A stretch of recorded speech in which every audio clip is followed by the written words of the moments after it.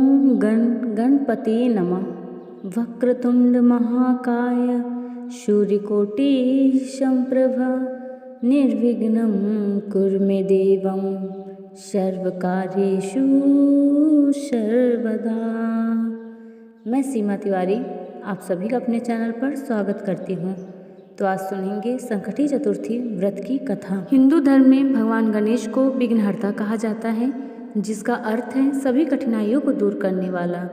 सभी देवी देवताओं में सबसे पहले भगवान गणेश की ही पूजा की जाती है और कहा जाता है कि भगवान गणेश की पूजा करने से सभी कार्य पूरे होते हैं। अगहन मास के कृष्ण पक्ष की चतुर्थी को संकटी चतुर्थी कहा जाता है। इस दिन भगवान गणेश की पूजा करने से हर मनोकामनाएं पूरी होती है और सभी बाधाएं दूर होती हैं। साथ ही घर में सुख और समृद्धि भी आती है। सतयुग की बात है, तब एक धर्मात्मा राजा का राज्य था। वह राजा बड़ा धर्मात्मा था। उसके राज्य में एक अत्यंत धर्मात्मा ब्राह्मण था। उसका नाम था विष्णु शर्मा। विष्णु शर्मा के 7 पुत्र थे। वे सातों अलग अलग रहते थे। विष्णु शर्मा की जब वृद्धि अवस्था आ गई तो उसने सब बहुओं से कहा, तुम सब गणेश चतुर्थी का व्रत किया करो। विष्णु शर्मा स्वयं भी इस व्रत को करते थे। अब बूढ़ा हो जाने पर यह दायित्व वह बहुओं को सौंपना चाहते थे। जब उसने बहुओं के इस व्रत के लिए कहा तो बहुओं ने नाक भौं सिकोड़ते हुए उनकी आज्ञा न मानकर उनका अपमान कर दिया। लेकिन अंत में छोटी बहू ने ससुर की बात मान ली। उसने पूजा के सामान की व्यवस्था करके ससुर के साथ व्रत किया और भोजन नहीं किया। ससुर को भोजन करा दिया। जब आधी रात बीती तो विष्णु शर्मा को उल्टी और दस्त लग गई। छोटी बहू ने मलमूत्र से खराब हुए कपड़ों को साफ करके ससुर के शरीर को धोया और पोंछा। पूरी रात बिना कुछ खाए पिए जागती रही। गणेश जी ने उन दोनों पर अपनी कृपा की।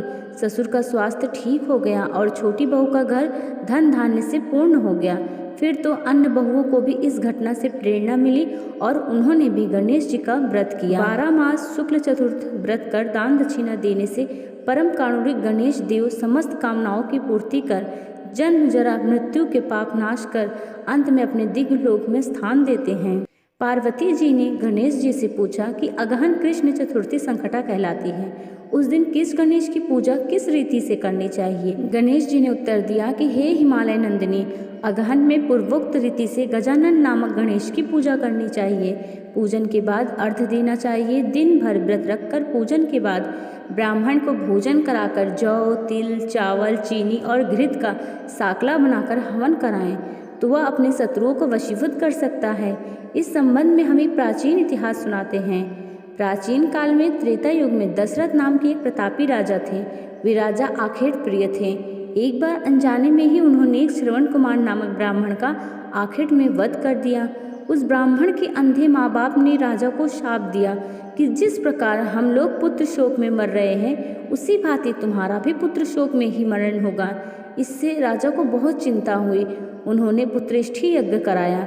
फलस्वरूप जगदीश्वर ने राम रूप में अवतार लिया। भगवती लक्ष्मी जानकी के रूप में अवतरित हुई। पिता की आज्ञा पाकर भगवान राम, सीता और लक्ष्मण सहित वन को गए, जहां उन्होंने खरदूषण आदि अनेक राक्षस एवं राक्षसियों का वध किया।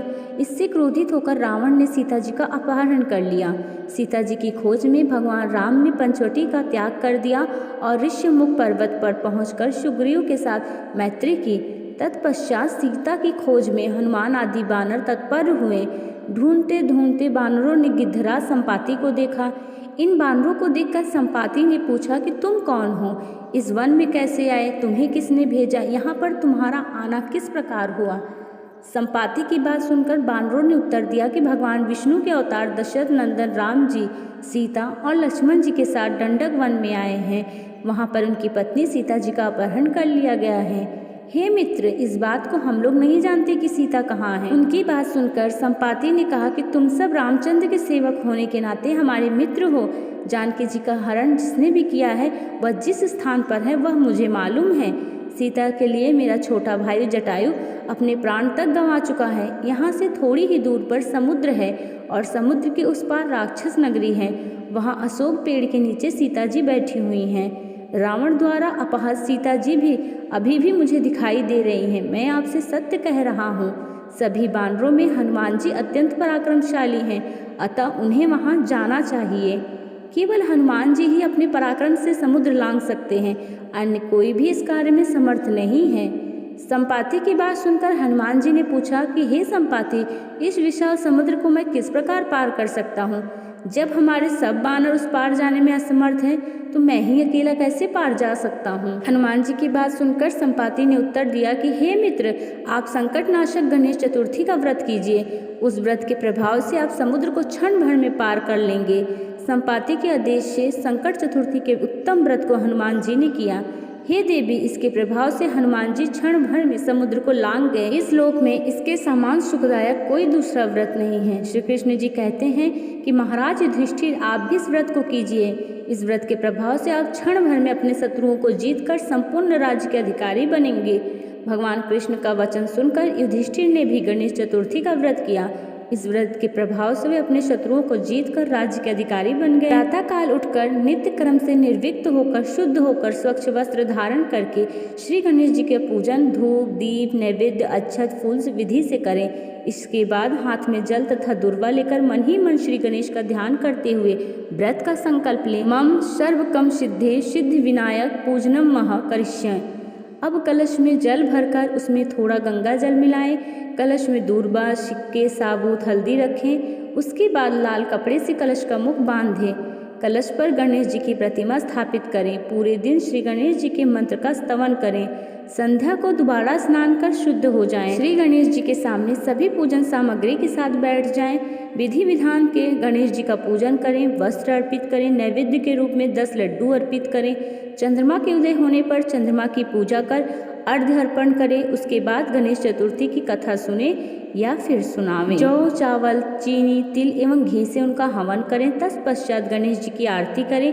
5 लड्डू प्रसाद के रूप में बांट दें और शेष अगले दिन ब्राह्मणों को दान में दे दें। जय माता दी। आप सभी को अगर हमारी वीडियो अच्छी लगे तो हमारे चैनल को लाइक शेयर और सब्सक्राइब ज़रूर कर दें। धन्यवाद। जय माता दी।